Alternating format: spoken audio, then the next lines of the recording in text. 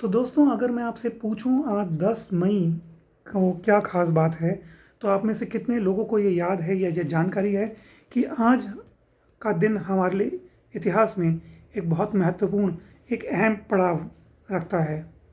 आज के ही दिन 1857 में देश की आज़ादी की पहली लड़ाई, पहली जंग, पहली क्रांति मेरठ शहर से शुरू हुई थी।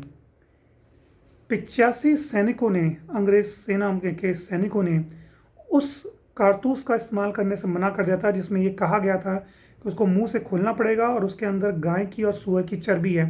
तो हिंदू और मुसलमान सैनिक दोनों के लिए धर्म के आस्था के विरुद्ध था।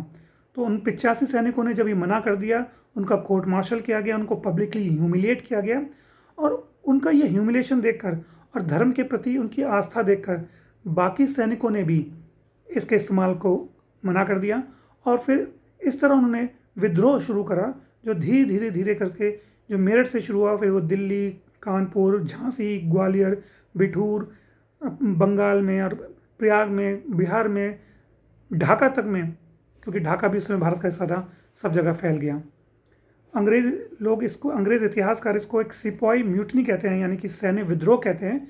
लेकिन वो इस बात का जवाब आज तक नहीं दे पाए हैं कि अगर ये खाली एक सैन्य विद्रोह था तो क्यों इसमें देश का आम जननायक, आम जनमानस, सेना नायक और राजा महाराजा, क्यों इसमें लोहार, फार्मर्स यानी किसान, साधु संत, जिसको भी जैसी भी मौका मिला उसने इसमें सहयोग करा, उन्होंने अंग्रेज़ों के खिलाफ लड़ाई लड़ी। इसमें इस बात का कोई जवाब किसी अंग्रेज़ इतिहासकार, पश्चिमी इतिहासकारों के पास नहीं है।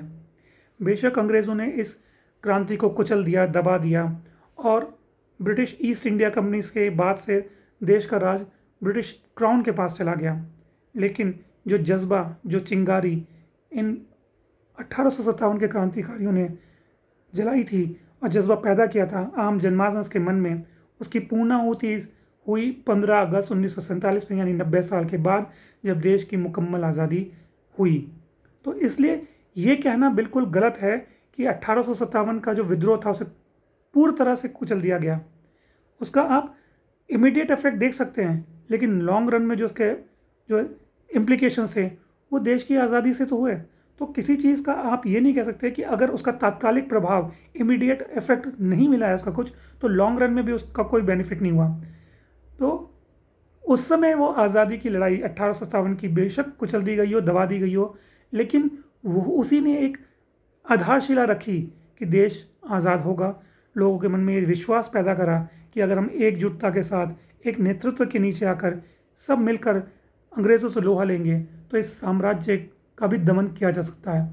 ऐसा नहीं है कि ब्रिटिश साम्राज्य का कभी ख़त्म नहीं होगा, उसका सूरज कभी नहीं डूबेगा, उसके भी साम्राज्य का खात्मा हो सकता है। ये 1857 की क्रांति ने दिखाया था।